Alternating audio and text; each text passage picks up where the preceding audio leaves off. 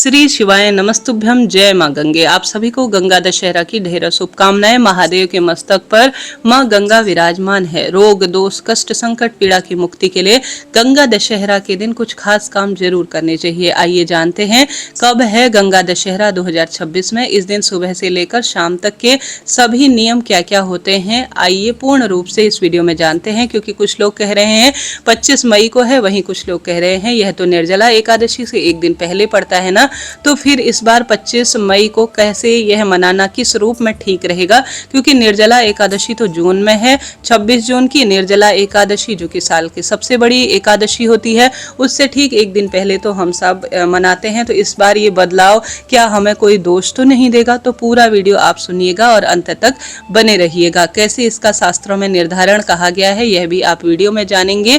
और यह जो जानकारी है यह शास्त्र प्रामाणिक और शास्त्रों में कही गई सबसे श्रेष्ठ जानकारी के रूप में कही गई है। यह सबसे ज्यादा पुण्य फल प्राप्त करने का सर्वश्रेष्ठ दिन होता है। गंगा दशहरा में कौन से कर्म होते हैं जो सुबह से शाम तक हमें करने चाहिए, जिससे कि हमारे रोग दोष कष्ट संकट पीड़ा का निदान हो और प्रभु कृपा प्राप्त हो। पूरा वीडियो एक बार आप सुनिएगा। जैसे कि आप सभी जानते होंगे, आप कमेंट्स बॉक्स में जय मां गंगे या श्री नारायण भगवान की जय लिखते हैं तो आपके कार्य की सार्थकता निश्चित रूप से होती है। मैं नेहा जोशी आपका स्वागत करती हूँ आपके अपने चैनल पर। जैसा कि आप सभी जानते होंगे, गंगा दशहरा जो कि माँ गंगा के धरती पर आगमन अर्थात अवतरण का बहुत सुंदर दिन है। इस दिन किया गया सत्कर्म धर्म कर्म का कार्य, हालांकि शास्त्रों में अन्य साल हम सभी इसे अबूझ मुहूर्त के रूप में भी देखते हैं। इस दिन किया गया कोई भी काम हमेशा श्रेष्ठ रहता है, परंतु इस बार अधिक मास होने के कारण अबूझ मुहूर्त रूप में यह नहीं होगा। और सभी जो नए भूमि भवन वाहन के काम है या नया कोई भी चीज खरीदना होता है, गृह प्रवेश इत्यादि, इस बार नहीं होंगे। तो इस चीज को आप नोट करते हुए चलिएगा। आप सभी जानते होंगे गंगा दशहरा के दिन इसे कई लोग दशहरा भी कहते हैं। अपनी भाषा अपने क्षेत्र अनुसार इस दिन पंडित जी घर पर आते हैं, पूजा पाठ के श्रेष्ठ कार्य करते हैं और इस दिन किया गया कोई भी सत्कर्म अटल रूप रहता है। पितृदोष की मुक्ति के लिए भी जाना जाता है। हमें भी स्पष्ट रूप से शास्त्रों में लिखा गया है कि राजा भगीरथ अपने पूर्वजों के तारण के लिए गंगा मैया की विशेष स्तुति विशेष तप करने के बाद धरती पर गंगा माता को लेकर आए थे। गंगा माता उनके पीछे पीछे उनकी तपस्या से इतनी प्रसन्न हुई कि वह धरती पर आने को तैयार हुई और रोग दोष कष्ट संकट पीड़ा जो भी भक्त लोग हैं उनके दूर करने के लिए तत्पर हुई। परंतु गंगा मैया का वेग इतना तीव्र है कि पूरी धरती जलमग्न हो जाती। ऐसी स्थिति में मात्र एक धार के माध्यम से वह धरती पर प्रकट हुई और महादेव ने सबसे पहले गंगा मैया को धरती पर लाने से पहले अपने मस्तक पर स्थान दिया ताकि धरती का कल्याण हो सके। हालांकि इसका विस्तृत जो कथा है वह अभी इस वीडियो में बताने लगूं तो काफी वीडियो लंबा हो जाएगा।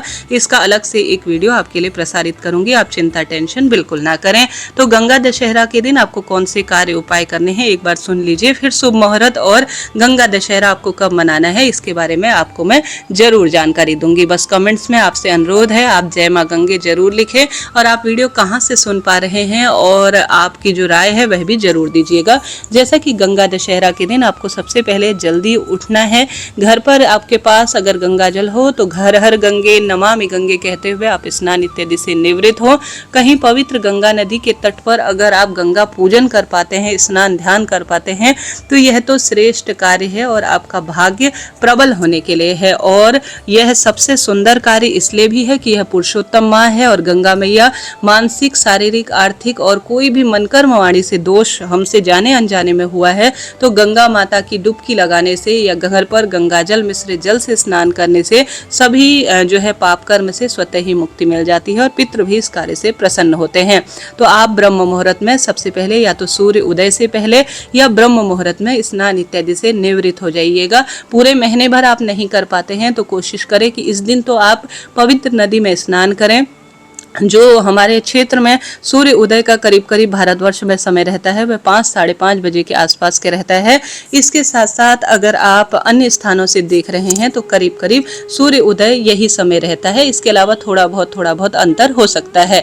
अब सबसे पहले स्नान इत्यादि से निवृत्त होकर आप सभी श्रेष्ठ रूप में सूर्य भगवान को जल चढ़ाइएगा। सूर्य भगवान को जल चढ़ाने के साथ साथ आप सरल तरीके से तुलसी माता की पूजा कीजिएगा। हालांकि मैं अलग से जो गुरु जी के शिव महापुराण के उपाय उपाय हैं उसका वीडियो दूंगी। आप चिंता टेंशन बिल्कुल ना करें, अपने घर के द्वार पर दीप दान जरूर करें। श्री नारायण का पावन पवित्र महीना चल रहा है, गंगा उद्गम का दिन है, तो श्री नारायण के विग्रह स्वरूप को भी शंख में गंगा जल भरकर आप जरूर से जो श्री नारायण के लड्डू गोपाल स्वरूप है या किसी भी स्वरूप को आप गंगा जल से स्नान जरूर कराएं। इससे माँ गंगे भी प्रसन्न होती हैं और श्री नारायण की भी असीम कृपा होती है। साथ के साथ आपके जो इस पुरुषोत्तम माह में स्नान ध्यान की प्रक्रिया रहती है वह आप करें, जैसे कि शालिग्राम भगवान को तुलसी के पास विराजमान कर पूजन इत्यादि करना, अपने घर पर लड्डू गोपाल का पूजन इत्यादि करना, तुलसी की लकड़ी का दीप दान करना, तुलसी की लकड़ी को घिस पर श्री नारायण को हरिचंदन इत्यादि की सेवा करना, यह सरल सरल से काम है जो आपको अपने घर पर करने चाहिए। हालांकि कई लोग इस दिन व्रत करते हैं, बहुत ही शुभ है, परंतु व्रत ना कर पाए तो बस आप सुबह गंगा मैया का घर पर ही रहकर पूजन कर सकते हैं, तुलसी पूजन कर सकते हैं। सरल तरीके से महादेव और श्री नारायण की पूजा करें और आपने जो नियम इत्यादि लिया है उसे भी आप अपने घर पर कर सकते हैं। इस दिन सरल तरीके से आप सभी एक जो घर पर सांकेतिक पूजन होता है गंगा मैया का वह भी कर सकते हैं, सुबह भी कर सकते हैं, जब भी आपको समय मिले उस स्वरूप में करें। परंतु सबसे पहले आप महादेव की पूजा करें। महादेव का घर का जो शिवलिंग है या महादेव के मंदिर में आपको जाना हो तो आप सभी शिवलिंग पर गंगा जल जरूर चढ़ाएं। यह सभी मानसिक शारीरिक आर्थिक पितृदोष बाधा और नवग्रहों की दशा जो खराब चल रही है उसका निदान करने वाला कार्य माना जाता है। तो शिवलिंग पर और श्री नारायण पर गंगा जल समर्पित जरूर करना है। घर पर गंगा जल का छिड़काव करना है, अपने नहाने के पानी में गंगा जल जरूर डालना है, अपने बच्चों के नहाने के पानी में भी गंगा जल जरूर डालें। कहीं सुनी बातें नहीं है जी, इनका शास्त्रों में भी प्रमाण मिलता है। अगर सरल सी पूजा करते हैं जैसे गंगा मैया की मूर्ति प्रतिमा है तो उत्तम है, नहीं तो महादेव की मूर्ति प्रतिमा रखकर आप सरल तरीके से एक प्लेट लीजिए, एक तसला लीजिए, उसमें गंगा जल थोड़ा रखें, थोड़ा गंगा जल रखेंगे और जल भर देंगे तो यह गंगा जल ही माना जाएगा। उस गंगा जल में आप जय माँ गंगे कहते हुए, श्री शिवाय नमस्तुभ्यम कहते हुए सबसे पहले महादेव की पूजा करें, फिर प्रतिमात्मक रूप से गंगा मैया का पूजन कर सकते हैं। आप चाहें तो सीधे गंगा द्वार पर गए हैं तो वहां पर गंगा मैया का भी पूजन कर सकते हैं। एक तसले में या किसी प्लेट पर गंगा जल पर गंगा मैया का मैं पूजन कर रही हूँ ऐसी प्रार्थना करें कि हे गंगा मैया मुझे सौभाग्य दीजिए, ऐसी कामना करते हुए गंगा जल में रोली, चंदन, मोली, अक्षत इत्यादि समर्पित कर 33 दीपक की एक बत्ती का भी आप यहाँ पर गंगा मैया के निमित्त दीप दान कर सकते हैं। सुहाग सामग्री इत्यादि गंगा मैया को आप समर्पित कर सकते हैं, बाद में दान कर सकते हैं दक्षिणा के निमित्त पंडितायन या किसी गरीब जन को। साथ के साथ आप जो है 33 दीपक का एक दान ना कर पाए तो अलग अलग जितनी आपकी इच्छा है गंगा मैया का सांकेतिक पूजन करके पुष्प गंध जो भी आपके पास है भोग प्रसाद समर्पित कर विधि विधान से पूजन कर महादेव का पूजन कर आप इस तरह से सरल सा पूजन और दीपदान घर पर कर सकते हैं। इसके अनंत अनंत गुना लाभ है। इसका वीडियो मैं अलग से आपको दूंगी, आप चिंता ना करें। कई लोग इस दिन 10 की संख्या में भी दीपदान करते हैं क्योंकि यह दशमी का दिन होता है। यह सबकी अपनी इच्छा शक्ति सामर्थ्य है। गंगा स्रोत का पाठ करना, महादेव की स्तुति करना सब कार्य को सिद्ध करता है। गौ माता के निमित्त आप रोटी इत्यादि का जरूर प्रबंध करें। चींटी चिड़िया इत्यादि के लिए भी आप रोटी इत्यादि का जो है जैसे भी आपसे व्यवस्था हो आटा इत्यादि का यह कार्य करें। इससे पितृदोष की परेशानी मिटती है क्योंकि साल का अबूझ मुहूर्त माना जाता है और सबसे श्रेष्ठ कार्य है। घर पर विधि विधान से सभी देवी देवताओं का पूजन करें। विष्णु सहस्त्र नाम या प्रभु जी के नाम मंत्र को आप प्राथमिकता दीजिएगा और प्रभु चिंतन ज्यादा से ज्यादा करें। गंगा मैया की कथा इत्यादि भी मैं अपलोड करूंगी, उसे भी आप सुने। कुल मिलाकर अन्नदान, जलदान, गंगा मैया के निमित्त पूजन पाठन और गंगा स्रोत इत्यादि का पाठ अनंत गुना लाभदायक माना जाता है। इस दिन पितरों के निमित्त भी तर्पण किया जाता है जो कि पितृदोष की मुक्ति के लिए सहायक होता है। साधारण सरल तरीके से आप इस दिन गीता जी का 7वां अध्याय सुन सकते हैं या आप सभी पितृदेवाय नमो नमः कहते हुए गंगाजल, काला तिल, जौ, कुशा, तुलसी का पत्ता रखकर आप दक्षिण दिशा की ओर मुख करते हुए साधारण सरल तरीके से सर्व पितृदेवाय नमो नमः कहते हुए मन में प्रार्थना करें। जिस तरह से भगीरथ ने अपने पितरों का तारण किया है उसी तरह से आप पितरों की मुक्ति के लिए गंगा दशहरा के दिन मैं पितरों के निमित्त जल दान कर रही हूँ ऐसी प्रार्थना करते हुए जल आप समर्पित करें दक्षिण दिशा की ओर मुख करते हुए।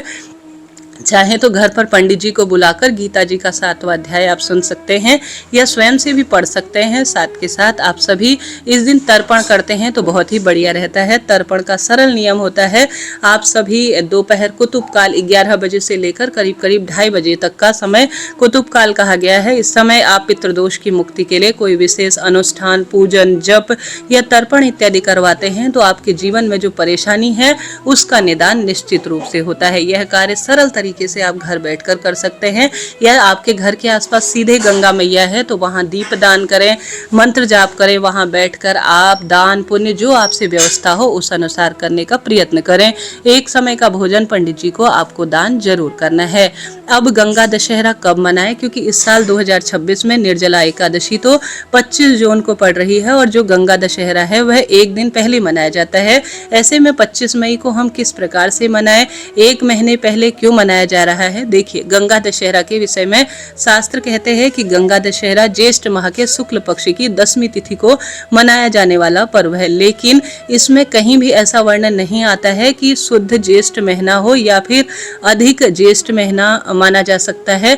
इसके बाद में फिर ऐसा वृतांत आता है कि हमारे सामने जो शास्त्र प्रमाण कहता है वह धर्म सिंधु में वर्णित है। धर्म सिंधु कहता है कि दशहरे का दिन ज्येष्ठ माह के शुक्ल पक्ष की 10वीं तिथि, यदि मलमास भी हो तो भी, अधिक मास भी पड़े तो भी, किसी भी स्वरूप में हो, कहने का अर्थ है इसमें कोई दोष या कोई बाधक नहीं है। बस हमें ज्येष्ठ महीने के शुक्ल पक्ष की 10वीं तिथि को लेना चाहिए। ऐसे में स्पष्ट रूप से यह ऐसा कुछ भी नहीं है कि हम शुद्ध ज्येष्ठ महीने की जो है प्रतीक्षा करें, ऐसा नहीं है। साधारण सरल तरीके से बात करें तो 2026 में सभी पंचांग में जो वर्णन मिल रहा है, जो दिया हुआ है, वह 25 मई 2026 का ही दिया हुआ है। ऐसे में मां कल्याणकारी जो पाप निवृत्ति करने वाली गंगा मैया का जो पूजन है, व्रत, उपवास या जो दान पुण्य जो नियम है, वह आप 25 मई 2026 के दिन ही गंगा दशहरा के निमित्त जो भी पितरों के निमित्त तर्पण, दान पुण्य, पूजा पाठ के काम होंगे वह आप सभी 25 मई 2026 को ही करेंगे। सोमवार का दिन हो रहा है, महादेव कल्याणकारी हैं, उनकी पूजा करें और ज़्यादा से ज़्यादा माँ भगवती की विशेष आराधना करने से, अर्थात माँ गंगा के स्वरूप का ध्यान कर कर पूजन करने से, तर्पण करने से, पितरों के निमित्त श्रेष्ठ कर्म करने से रोग, दोष, कष्ट, संकट, पीड़ा की मुक्ति हो जाती है। आप सभी गुरुजी द्वारा बताए गए शिव महापुराण के उपाय जानना चाहते हैं तो चैनल को सब्सक्राइब करें। आज अभी के लिए इतना ही। धीरे धीरे जो अन्य उपाय हैं और ऑनलाइन कथा पूजा का बात है वह सब मैं आप सभी तक पहुंचाऊंगी। अभी के लिए इतना ही जी। ये वीडियो आपके लिए उपयोगी रही हो तो आप सभी श्री शिवाय नमस्तुभ्यम जय माँ गंगे जरूर लिखें। 33 दीप दान कर सकते हैं, 33 वस्तु का आप दान कर सकते हैं, ये सब आपकी इच्छा है। परंतु शिव पूजा, श्री नारायण, गंगा मैया की पूजा इस अधिक मास में सर्वश्रेष्ठ समय में दुर्लभ रूप में गंगा दशहरा 3 साल बाद हमें प्राप्त हो रहा है, तो इसका अनंत अनंत गुना लाभ उठाएं और भाग्य की रेखाएं प्रबल करें। अभी के लिए इतना ही। कोई प्रश्न हो तो पूछ लीजिएगा। मैं आपकी अपनी नेहा जोशी अभी आपसे विदा लेती हूँ। चैनल को सब्सक्राइब करें, आपसे अनुरोध है। कथा कहानी सुनना चाहते हैं अधिक मास, पुरुषोत्तम मास की, तो इसी वीडियो के नीचे पिन है, मेरे दूसरे चैनल से भी जुड़े। राधे राधे।